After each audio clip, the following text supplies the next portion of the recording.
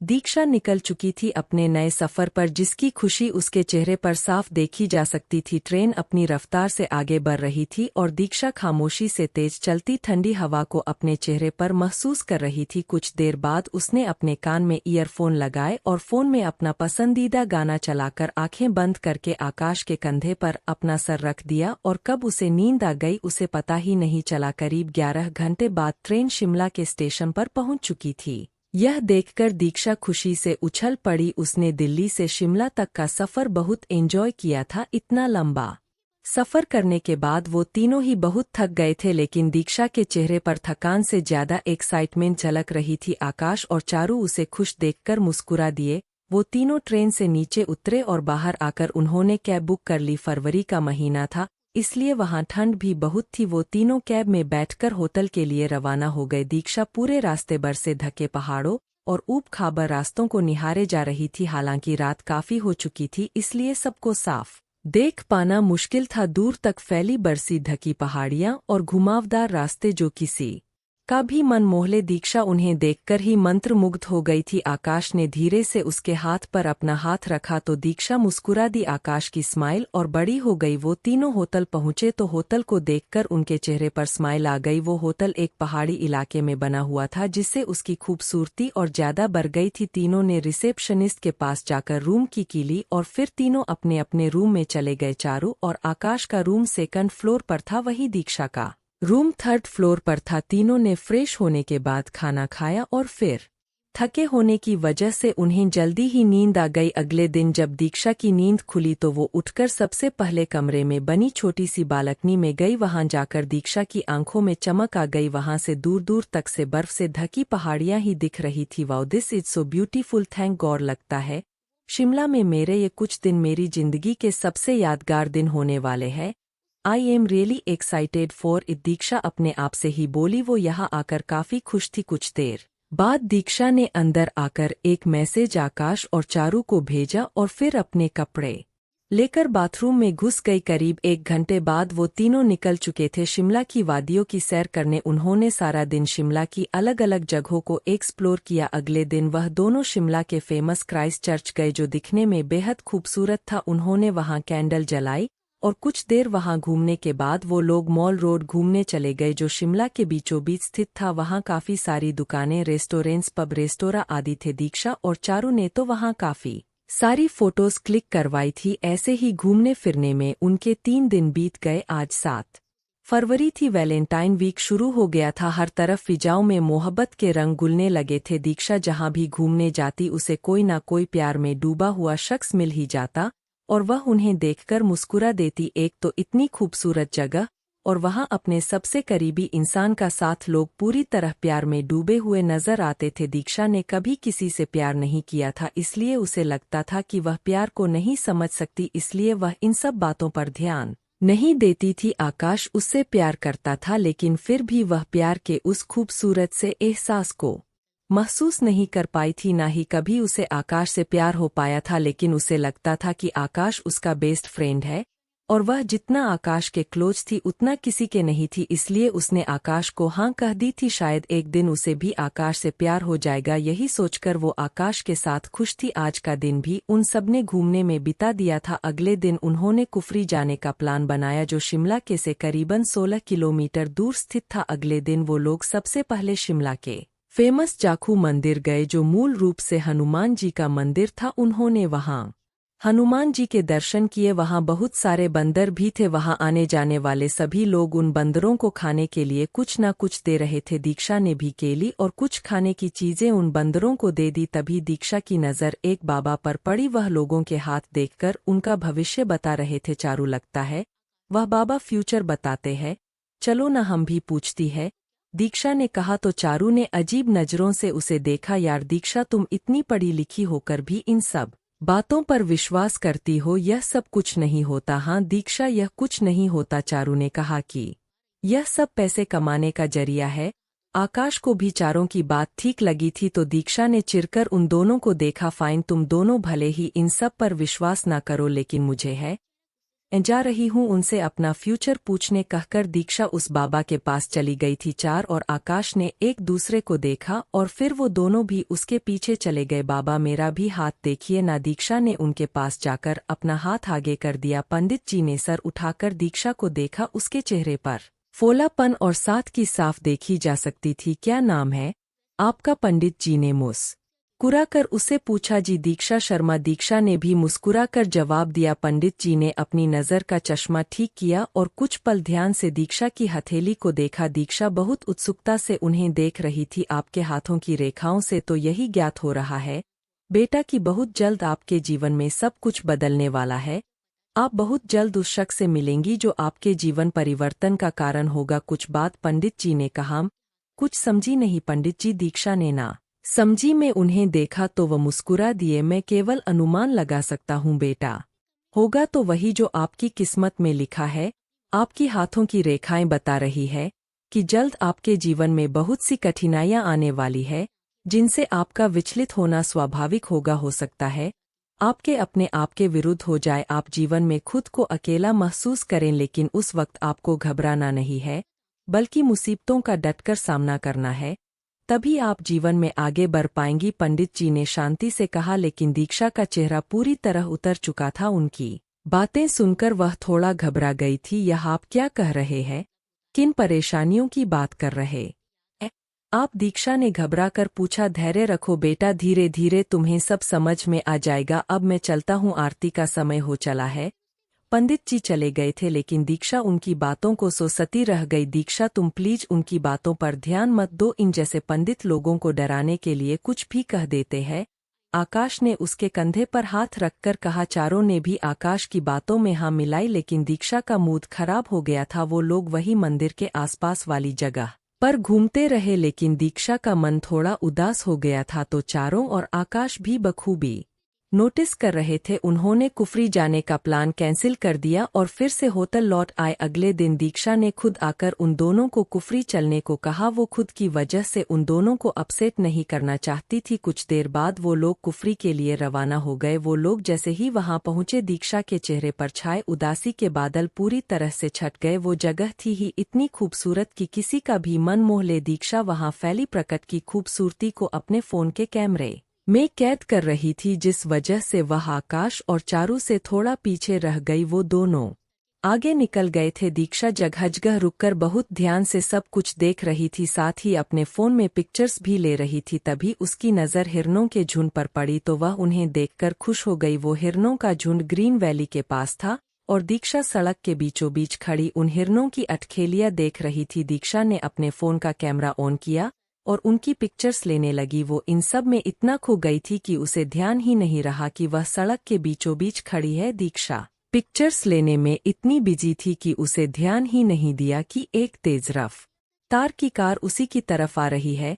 Car बहुत speed में दीक्षा की ओर बढ़ रही थी और दीक्षा इसे बेखबर फोटोज क्लिक करने में बिजी थी। जब कार के अंदर बैठे शख्स ने बीच सड़क पर दीक्षा को देखा तो उसने बहुत जोर से हॉर्न बजाया। तेज हॉर्न की आवाज उन वादियों में गूंज उठी थी। दीक्षा ने भी जब हॉर्न की आवाज सुनी तो उसने पलट कर देखा। पीछे पलटते ही वह सन रह गई। एक कार बहुत तेजी से उसकी तरफ बढ़ रही थी। दीक्षा का दिमाग पूरी तरह ब्लैंक हो चुका था। वो बिना एक भी इंच वहीं खड़ी रह गई। यह देखकर कार ड्राइव कर रहे शख्स को उस पर बहुत गुस्सा आया। उसने जरा भी स्पीड कम नहीं की। कार को अपने बहुत नजदीक आता देखकर दीक्षा ने अपने दोनों हाथों से अपना चेहरा ढक लिया और आंखें कसक मींच ली। कार बिल्कुल उसके करीब पहुंच गई थी लेकिन वो दीक्षा को छू भी पाती उससे पहले ही एन वक्त पर कार ड्राइव कर रहे शख्स ने कार को दूसरी तरफ टर्न कर दिया। टायरों के घिसने की आवाज के साथ ही वह गाड़ी लगभग खाई में गिरते गिरते बची थी। कुछ ही पलों में वहां एकदम शांति पसर गई। दीक्षा अभी भी अपने चेहरे को हाथों से ढके उसी तरह खड़ी थी। यह देखकर उस शख्स ने बेहद गुस्से में उसे घूरा और अपने सनग्लासेस उतार कर कार के दूसरी सीट पर फेंक दिए। अगले ही पल वह कार से बाहर निकला और एक तेज आवाज के साथ कार का दरवाजा बंद किया। आवाज इतनी तेज थी कि वह दीक्षा के कानों तक भी पहुंची। उसने अपने चेहरे से हाथ हटा लिया। आंखें खोलकर सामने देखा तो वहां कोई कार नहीं थी। उसने राहत की सांस ली। अगले ही पल उसे कुछ खटका। उसने दूसरी तरफ देखा तो पहले तो उसकी नज़र कार पर गई और फिर दूसरी नज़र उस शख्स पर गई जो बेहद गुस्से में उसे घूरता हुआ उसे की तरफ आ रहा था। उसे अपनी तरफ आता देखकर डर के मारे दीक्षा के दिल के धड़कने तेज हो गई। वो कुछ भी समझ पाती उससे पहले ही वो तेज कदमों से उसके पास आ गई। उसकी आंखों में बेहिसाब गुस्सा था जिसे देखकर ही दीक्षा घबरा गई थी। वो दीक्षा बस इतना ही बोल पाई थी कि उस शख्स ने उसका हाथ मरो उड़कर उसके पीठ पर रख दिया और उसे खुद के करीब कर लिया। दीक्षा बस आंखें फाड़े उस शख्स को देख रही थी जो उसके बहुत करीब था। उसकी आंखों में जलती गुस्से की आग को देखकर ही दीक्षा बहुत डर गई थी। उसे कुछ भी बोलते ही नहीं बना। मरने का इतना ही शौक है तो इन पहाड़ों से क्यों नहीं जाती, या फिर जानबूझकर मेरी कार के सामने आई थी ताकि मुझसे सिंपैथी गेन कर सकूं, मेरे सामने बेचारी होने का दिखावा करके मुझसे पैसे ऐंठ सको। वो एक एक शब्द को गुस्से में चबाकर बोला, ना नहीं आप गलत। बहुत अच्छे से जानता हूं तुम जैसी लड़कियों को जिन्हें सिर्फ पैसों से मतलब होता है, इसलिए मेरे सामने मासूम होने का दिखावा करने की हिम्मत भी मत करना। और अब चुपचाप यह बताओ कि क्यों मेरी कार के आगे आई थी तुम। उसने दीक्षा को कुछ भी बोलने का मौका ही नहीं दिया, ना ही उस पर से अपनी पकड़ भीली की बल्कि उसका हाथ और ज्यादा कसकर मरोड़ दिया था। दीक्षा को लगा कि उसके हाथ की हड्डी अभी टूट जाएगी। वो मैं जानबूझकर नहीं। दीक्षा की जुबान पूरी तरह लड़खड़ा गई। उसने आज तक किसी से इतनी रूडली बात नहीं की थी। वह अपनी बात भी पूरी नहीं कर पाए क्योंकि उसके गुस्से से भरी लाल आंखों से ही वो बहुत ज्यादा डर गई थी। उस पर से उसने दीक्षा कहा और कसकर मरोड़ दिया था, जिससे दर्द के मारे दीक्षा की आंखों में आंसू आ गए। मैंने कहा ना मेरे सामने बेचारी बनने का दिखावा मत करो। उसने और कसकर उसका हाथ दबा दिया जो अब दीक्षा से बर्दाश्त नहीं हुआ। प्लीज लीव बाय है एंड दीक्षा ने अपना दर्द जब्त करती हुए कहा और अपने दूसरे हाथ से उसका हाथ हटाने की कोशिश की, लेकिन हाथ में पकड़े फोन की वजह से वह पूरी तरह नाकाम रही। उसने अपनी भरी आंखों से अपने सामने खड़े शख्स को देखा, वो भी अपनी गहरी काली आंखें उसी पर टिकाए खड़ा था, जिसमें दीक्षा को अपने लिए सिर्फ गुस्सा और नफरत साफ दिखाई दे रही थी। उसे उसके आंसू से भी कोई फर्क नहीं पड़ा। दीक्षा खुद को बहुत बेबस महसूस कर रही थी क्योंकि बहुत कोशिशों के बाद भी वो खुद को नहीं छुड़ा पाई थी और वह लगातार अपनी तीखी नजरों से उसे घूर रहा था। वो लड़का भी गुस्से में कुछ कहने ही जा रहा था कि तभी उसका फोन बज उठा। उसने अपने दूसरे हाथ से अपना पॉकेट से फोन निकाला और एक नज़र उस पर फ्लैश हो रहे नाम को देखा और अगले ही पल दीक्षा को खुद से दूर झटक दिया। दीक्षा लगभग गिरते गिरते बची। वो बिना उस पर ध्यान दिए तेज कदमों से अपनी कार की तरफ बढ़ गया और कुछ ही पलों बाद वो कार दीक्षा के करीब से होते हुए बहुत तेजी से निकल गई और दीक्षा अपने नमा आंखों से उस कार को जाते देखती रही। वह अब भी उसी हालत में सड़क पर खड़ी थी। दीक्षा ने अपनी कलाई को देखा जो पूरी तरह लाल हो गई थी। उस पर उंगलियों के निशान अभी साफ दिखाई दे रहे थे। अपने हाथ को देखकर उसका रोना और बढ़ गया। तभी किसी ने उसके कंधे पर हाथ रखा तो दीक्षा ने चौंक कर पीछे देखा। आकाश को देखकर वह खुद को रोक नहीं पाई। वह तुरंत उसके गले लगकर रोने लगी। वहीं आकाश उसे रोता हुआ देखकर घबरा गया। दीक्षा तुम कहाँ चले गए थे, तुम मुझे अकेला छोड़कर? दीक्षा ने रोते हुए ही पूछा। सॉरी दीक्षा, पता नहीं तुम कैसे इतना पीछे रह गई, इसलिए मैं तुम्हें ढूंढता फिर से वापस आया हूँ। अब रोना बंद करो और चलो। आकाश ने प्यार से उसके आंसू साफ कर दिए। उसे लगा कि दीक्षा अकेले होने की वजह से डर गई थी। चलो चलते हैं। आकाश ने जैसे ही उसका हाथ पकड़ा तो दीक्षा दर्द के मारे सिसक उठी। आकाश ने तुरंत उसका हाथ छोड़ दिया। दीक्षा, यह तुम्हारे हाथ को क्या हुआ? आकाश ने घबरा कर पूछा। दीक्षा के हाथ पर बहुत रेडनेस हो गई थी। कुछ भी नहीं, चलो चलते हैं। चारों हमारा इंतजार कर रही होगी। नहीं, पहले बताओ कोई बात है जो तुम मुझसे छुपा रही हो? आकाश ने उसे गौर से देखकर कहा तो दीक्षा ने भी उसे सब कुछ बताने का सोचकर सब बता दिया। वह अभी कुछ देर पहले दीक्षा ने सारी बात आकाश को बता दी, जो सुनकर आकाश का चेहरा गुस्से से तमतमा गया। कौन जानवर था वो जिसे लड़कियों से बिहेव करने की भी तमीज नहीं है? इतनी बुरी तरह ट्रीट किया उसने तुम्हें? बताओ मुझे कौन था वो? ऐसा सबक सिखाऊंगा उसे कि दोबारा किसी लड़की के साथ मिसबिहेव करने के बारे में सोचेगा भी नहीं। आकाश अपने दांत पीसते हुए बोला। मैं नहीं जानती उसे और ना ही मैं जानना चाहती हूँ। तुम भी प्लीज भूल जाओ, और वैसे भी गलती मेरी भी थी। हम उसे अकेले को दोष नहीं दे सकते। दक्षा वो सब याद नहीं करना चाहती थी। उसने आकाश को भी यही कहा कि वह ज्यादा रिएक्ट ना करें, लेकिन दीक्षा रहने दो ना आकाश, वैसे भी हम यहाँ किसी को नहीं जानती है। दीक्षा ने उसे समझाया, तब जाकर वह शांत हुआ। आकाश दीक्षा को लेकर चारू के पास आ गया। चारू को भी जब पता चला तो उसे भी बहुत गुस्सा आया, लेकिन दीक्षा ने उन दोनों को किसी तरह शांत करवा दिया था। चारू ने उसके हाथ पर चैन लगा दिया, जिससे दीक्षा को भी दर्द में थोड़ी राहत मिली। रात को उन तीनों ने साथ में खाना खाया और फिर अपने अपने कमरे में लौट आए। दीक्षा ने कुछ देर बानी और अपनी मम्मी से बात की और फिर वह सोने के लिए लेट गई, लेकिन नींद उसकी आंखों से कोसों दूर थी। जैसे ही आंखें बंद करती, वो गुस्से से भरी आंखें उसकी आंखों के आगे घूम जाती। दीक्षा उठकर बेड पर बैठ गई। ओहो, मैं तो उसकी आंखों को भूल ही नहीं पा रही हूँ। कितनी खूबसूरत आंखें थी उसकी, लेकिन कितना गुस्सा था उनमें, कितना डर गई थी मैं उस वक्त। दीक्षा को जैसे ही वह गुस्से से भरी आंखें याद आई, वो फिर से एक बार सिहर उठी। मैं बहुत अच्छे से जानता हूँ तुम जैसी लड़कियों को, जिन्हें सी पैसों से मतलब होता है। दीक्षा को जैसे ही उसकी बातें याद आई, वो अपने आप से बोली, कौन था वो और उसे ऐसा क्यों लगा कि मैं गोल्ड डिगर हूँ? वह तो मुझे जानता तक नहीं है, फिर उसने मेरे बारे में ऐसी राय क्यों बनाई? ओ गौर, मैं भी ना पागल हो गई हूँ? वो मेरे बारे में क्या सोचता है और क्या नहीं, इससे मुझे क्या लेना देना है? बस भगवान जी आइंदा से उसे मुझसे कभी मत मिलवा। दीक्षा ने पहले अपने आप से और फिर ऊपर सीलिंग को घूरते हुए कहा, मैं उस जैसे इंसान से फिर से कभी नहीं मिलना चाहूंगी। क्या हाल कर दिया है उसने मेरे हाथ का? दीक्षा अपने हाथ को देखते हुए बोली, जिस पर उंगलियों के निशान अभी भी दिख रहे थे। दूसरी तरफ वो लड़का शिमला के एक बहुत बड़े और फेमस बार में बैठा शराब पी रहा था। आंखें गुस्से से लाल थी और चेहरे पर चिढ़म के भरे भाव थे। उसकी आंखों के आगे अब भी दीक्षा का चेहरा आता, वह गुस्से से भर जाता। वह अब तक काफी सारी शराब की बोतलें खत्म कर चुका था। वह कुछ पल अपने सामने शराब के ग्लास को घूरता और फिर उसे एक ही बार में पी जाता। उसने काफी ड्रिंक कर ली थी, लेकिन फिर भी उसका रुकने का कोई इरादा नहीं था। उसके पास में ही एक लड़का बड़ा परेशान चेहरे के साथ उसे देखे जा रहा था। तभी उस लड़के का फोन बज उठा। उसने तुरंत फोन पिक करके कॉल से लगा लिया। करण, सक्षम कहाँ है? फोन पिक करते ही उधर से आवाज आई, वो बॉस अभी इम्पोर्टेंट मीटिंग अटेंड कर रहे हैं। उस लड़के करण ने कहा, तो जिसे सुनकर दूसरी तरफ के शख्स ने फोन काट दिया। करण ने फिर से अपनी नजरें सक्षम पर टिका ली, जिसने कॉफी ड्रिंक कर ली थी। सर, आपने कॉफी ड्रिंक कर ली है? अब आपको नहीं, अब तुम मुझे बताओगे कि मुझे क्या करना चाहिए और क्या नहीं? सक्षम उसे घूरता हुआ अपनी लड़खड़ाते जुबान से बोला, सॉरी बॉस कहकर करण ने अपना चेहरा झुका लिया। हाय है।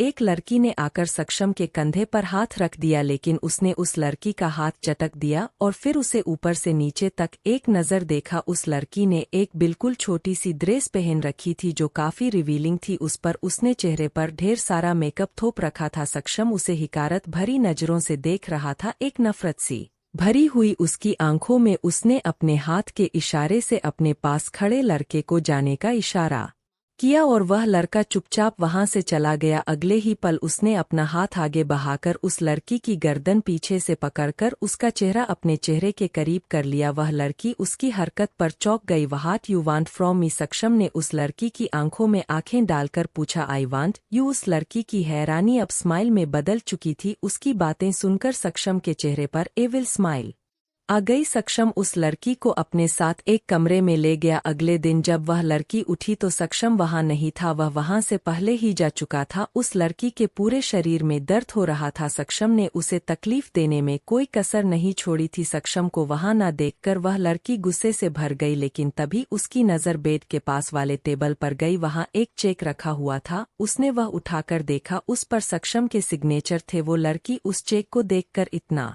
खुश हो गई कि वह अपना सारा दर्द ही भूल गई। दूसरी तरफ दीक्षा आज फिर अपने दोस्तों के साथ घूमने निकल पड़ी थी और आज तो उसे खुशी की एक बड़ी वजह मिल गई थी, क्योंकि आज स्नोफॉल हो रही थी। उसने आज पहली बार आसमान से बर्फ गिरते हुए देखा था। उसकी खुशी का कोई ठिकाना ही नहीं था। स्नोफॉल को देखकर वह खुशी से चहक उठी थी। दीक्षा के चेहरे की हवाइयां उड़ चुकी थी। वह हैरानी से अपने सामने खड़े शख्स को देख रही थी, जिसका पूरा ध्यान अपने हाथ में पकड़े फोन पर था। अभी तो वह ढंग से उसे भूल भी नहीं पाई थी कि वह शख्स फिर से उसके सामने आ खड़ा हुआ था। दीक्षा को अब एक अजीब सी घबराहट ने घेर लिया था। लिफ्ट का दरवाजा बंद हो चुका था और उस लिफ्ट में उन दोनों के अलावा कोई भी नहीं था। यह देखकर दीक्षा और ज्यादा डर गई थी। जैसे जैसे दीक्षा के दिमाग में कल की बातें उसके गुस्से से भरी आंखें याद आ रही थी, वैसे वैसे ही दीक्षा की घबराहट बढ़ती जा रही थी। वो अब मन ही मन दुआ कर रही थी कि जल्दी से लिफ्ट का दरवाजा खुले और वह तुरंत वहां से भाग जाए। अचानक सक्षम ने अपना सर उठाया और उसकी तरफ देखा तो दीक्षा की सांसें जहां थी वहीं रुक गई। घबराहट के मारे उसके होठ सिल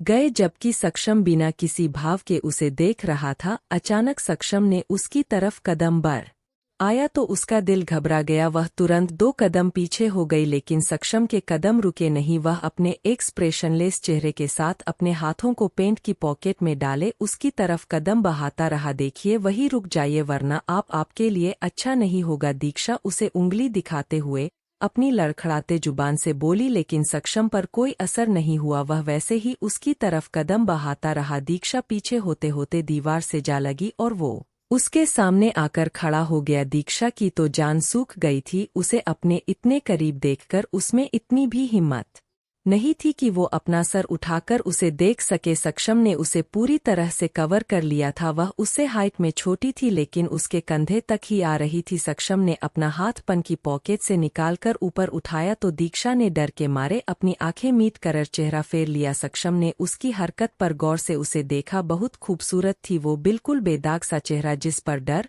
और घबराहट झलक रही थी। उसके गोरे गाल ठंड की वजह से गुलाबी हो रखे थे। आंखों को घनी पलकों ने छुपा लिया था। सक्षम की नज़र उसके चेहरे से होते हुए होठों पर गई तो वहीं ठहर कर रह गई। सुर्ख गुलाबी होंठ थे उसके, जिन्हें वो अपने दांतों से कुचले जा रही थी। बिना किसी भाव के कुछ देर उसे देखता रहा और फिर अपना हाथ आगे बढ़ाकर दीक्षा के पीछे दीवार पर लगे बटन को प्रेस कर दिया। कुछ ही पलों बाद लिफ्ट खुल गई और सक्षम उसे घूरता हुआ वहां से चला गया। दीक्षा को जब कोई हलचल महसूस नहीं हुई तो उसने अपनी आंखें खोलकर सामने देखा, लेकिन वहां कोई नहीं था। लिफ्ट का दरवाजा खुला हुआ था। सक्षम जाता हुआ दिखाई दिया तो उसने राहत की सांस ली और फिर वह तुरंत लिफ्ट से बाहर आ गई। दीक्षा बाहर आई तब भी अनजाने तौर पर उसकी नजरें सक्षम को ही ढूंढ रही थी। आखिर कुछ पलों बाद जब उसे कोई कार दिखी तो वह उसी तरफ देखती रह गई जिस तरफ कार जा रही थी। क्या देख रही हो उधर? चारू ने उसके कंधे पर हाथ रखकर पूछा तो वह मानो किसी तंद्रा से जागी, नहीं कुछ भी नहीं, चलो चलते हैं। वचारों के साथ चली गई। वो तीनों घूमकर फिरकर होटल लौट आए। दीक्षा बेड पर लेटी हुई थी। आज भी सक्षम उसके ख्यालों पर छाया हुआ था। थैंक गॉड उसने आज कुछ नहीं किया, वरना उस बंद लिफ्ट में मैं क्या ही कर लेती। और ऊपर से उसकी वह मस्कुलर बॉडी उसके सामने, तो मैं बिल्कुल एक बच्ची लग रही थी। दीक्षा को उसकी 6 फीट हाइट और रफ टफ जिमी बॉडी याद आ गई थी। सक्षम ने जिम करके काफी अच्छी बॉडी बना रखी थी। दीक्षा जब आंखें नीचे किए खड़ी थी तब उसके नजरे से सक्षम के उन पर थी, जो देखने में ही काफी भारी और स्ट्रांग लग रहे थे। उन्हें देखकर ही उसने अपने लिए डर लगने लगा था। सिर्फ 2 ही मुलाकातों में ही सक्षम दीक्षा के दिमाग में बस गया था। वह खुद को उसे सोचने से रोक नहीं पा रही थी। वह अभी भी उसके लिए एक पहेली, एक अजनबी था जिसका वह नाम तक नहीं जानती थी। काफी देर सक्षम के बारे में सोचते हुए अब उसकी आंखें भारी होने लगी और कुछ ही पलों बाद वह सो गई। आज वैलेंटाइन डे था और उस पर इतना खूबसूरत और रोमांटिक मौसम, ऐसा लग रहा था जैसे हवाओं में ही प्यार बह रहा हो। दीक्षा प्यार में डूबे हुए लोगों को देखकर खुश हो रही थी और आकाश उसे देखकर उन्हें आज दीक्षा के लिए कुछ स्पेशल प्लान किया था। दीक्षा ठंडे मौसम में चाय और मैगी का लुत्फ उठा रही थी कि तभी आकाश उसके पास आया। उसके हाथ पीछे थे। यह देखकर दीक्षा ने आंखों से ही सवाल किया तो आकाश ने एक गिफ्ट उसके आगे कर दिया। यह छोटा सा गिफ्ट मेरे वैलेंटाइन के लिए। आकाश ने उसे दिया तो दीक्षा ने हल्का सा मुस्कुरा कर उसे ले लिया। लेकिन इसमें है क्या, मैं खोल कर देखूं? दीक्षा जैसे ही उसे खोलने को हुई आकाश ने उसे रोक दिया। नहीं अभी नहीं, तुम इसे शाम को खोलना, और अगर रात को पार्टी में तुम यह पहनो की तो मुझे बहुत अच्छा लगेगा। लेकिन मैं तो तुम्हारे लिए कुछ भी नहीं लाई। उसे अच्छा नहीं लग रहा था कि आकाश उसके लिए गिफ्ट लाया और उसने उसके लिए कुछ भी नहीं लिया। मुझे तुमसे कुछ भी नहीं चाहिए, तुम मेरा प्यार हो। मेरा प्यार मेरे साथ है, इससे बढ़कर मेरे लिए कुछ भी नहीं है, आकाश ने यार से उसका हाथ पकड़कर कहा तो दीक्षा भी थोड़ा सा मुस्कुरा दी। हालांकि उसे आकाश के लिए बुरा लग रहा था। वह उससे इतना प्यार करता है और बदले में उसे दीक्षा से वही प्यार नहीं मिलता जिसका वह हकदार है। चलो चलते हैं। आकाश ने कहा और आगे बढ़ गया। 1 मिनट रुको आकाश, दीक्षा ने कहा तो आकाश ने पलटक उसे देखा। वो वहां लगे फूलों में से कुछ फूल तोड़ रही थी। दक्षा ने वहां लगे फूलों में से कुछ रंग बिरंग के फूलों को तोड़ा और इन्हें इकट्ठा करके आकाश के पास ले आई। हैप्पी वैलेंटाइन डे, दीक्षा ने मुस्कुराते हुए अपने हाथ में पकड़े फूल आकाश के आगे कर दी तो आकाश ने जल्दी से उन्हें ले लिया और दीक्षा को कसकर गले से लगा लिया। दीक्षा भी मुस्कुरा दी। वो भले ही उसे प्यार नहीं करती थी लेकिन वह हमेशा उसे खुश देखना चाहती थी। शाम हुई तो दीक्षा ने आकाश का दिया हुआ गिफ्ट खोलकर देखा। उसमें एक ड्रेस थी। वो एक रेड कलर की लॉन्ग फ्रॉक थी जिसमें ब्लैक कलर का टच था। दीक्षा को वह ड्रेस बहुत अच्छी लगी। वो उसे लेकर बाथरूम में घुस गई। बाहर आकर उसने आईने में खुद को देखा। रेड कलर की ड्रेस में उसका गोरा बदन और ज्यादा निखर आया था। दीक्षा ने अपने बाल बनाए और चेहरे पर थोड़ा सा मेकअप कर लिया। रेडी होने के बाद बहुत खूबसूरत लग रही थी। उसके फोन पर आकाश का मैसेज आया तो वह तुरंत थोड़ा सा परफ्यूम खुद पर छिड़क कर कमरे से बाहर चली गई। वह बाहर आई तो आकाश उसे देखता ही रह गया। उसकी नज़र ही नहीं हट रही थी उस पर से। दीक्षा उसके नज़रों से थोड़ा अनकंफर्टेबल हो गई लेकिन फिर भी थोड़ा सा मुस्कुरा दी। बहुत खूबसूरत लग रहे हो तुम। जैसे ही उसके पास आई आकाश ने तुरंत कहा थैंक यू। वैसे चारू कहाँ है? हमें तो पार्टी में जाना है ना। दीक्षा ने चारू को ना देखकर आकाश से सवाल किया। चारों यहाँ नहीं है और पार्टी में हम बाद में जाएंगे, पहले तुम मेरे साथ चलो। आकाश ने उसका हाथ पकड़ लिया लेकिन हम अगर उसे अकेला छोड़कर जाएंगे तो उसे अच्छा नहीं लगेगा ना, उसे बुरा नहीं लगेगा। मैंने उसे पहले ही बता दिया था कि हम कुछ देर के लिए बाहर जा रहे हैं, आकाश ने कहा और फिर वो दोनों वहां से चले गए। आकाश दीक्षा को एक खाली जगह पर ले आया। वहां पर बहुत कम लोग थे। वहां पर एक टेबल रखी हुई थी और उसे फूलों से अच्छे से सजाया हुआ था। आसपास रंग बिरंगे कर्टन्स लगे हुए थे। बहुत सारी लाइट्स लगी हुई थी और मोमबत्तियां की खुशबू वहां के फिजाओं में बह रही थी। आकाश, यह जगह कितनी प्यारी है। दीक्षा उस जगह को देखकर बहुत खुश हो गई थी। तुम्हें पसंद आया यह सब? आकाश ने सवाल किया। हाँ बहुत। दीक्षा उस जगह में खोती हुई बोली। दीक्षा हम। दीक्षा पीछे पलटी तो आकाश अपने घुटनों पर बैठा हुआ था। दीक्षा ने हैरानी से उसे देखा। आकाश, यह तुम? दीक्षा, तुमसे बहुत प्यार करता हूँ और हमेशा बस यही चाहता हूँ कि तुम मेरे साथ रहो, मेरे पास रहो। इतना कहकर वह चुप हो गया और अपने पैट की पॉकेट से एक छोटा सा बॉक्स निकाल लिया। दीक्षा हैरानी से उसे देख रही थी। दीक्षा, मैं तुमसे शादी करना चाहता हूँ, अगर तुम्हारी हाँ है तो यह छोटा सा गिफ्ट हमारे इस खूबसूरत के साथ के लिए। दीक्षा बीबी हैरान थी, उसे देख रही थी और आकाश जवाब के इंतजार में बहुत उम्मीद से उसे देख रहा था। दीक्षा कुछ देर खामोश रही और फिर उसने धीरे से अपना हाथ आगे बढ़ा दिया। आकाश के चेहरे पर बड़ी वाली स्माइल आ गई। उसने तुरंत अपने हाथ में पकड़ी अंगूठी दीक्षा की उंगली में पहना दी और उठकर दीक्षा को गले लगा लिया। दीक्षा भी उसे खुश देखकर खुश थी। कुछ देर वहां रुकने के बाद वह लोग चारू के पास चले आए। चारू ने दीक्षा के हाथ में अंगूठी देखी तो वह खुश हो गई। आकाश ने उसे पहले ही सब कुछ बता दिया था। कुछ देर बाद वो लोग पार्टी के लिए निकल गए।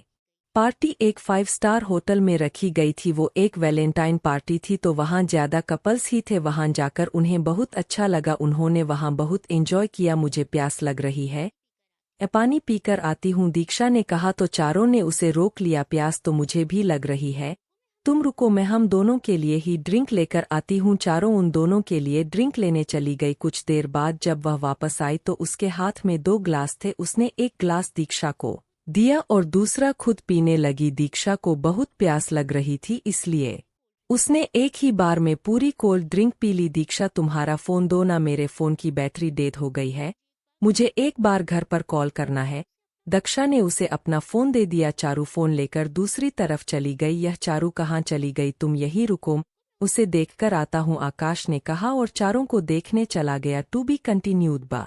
अगर आपको वीडियो पसंद आए तो लाइक और सब्सक्राइब करना न भूलें। धन्यवाद।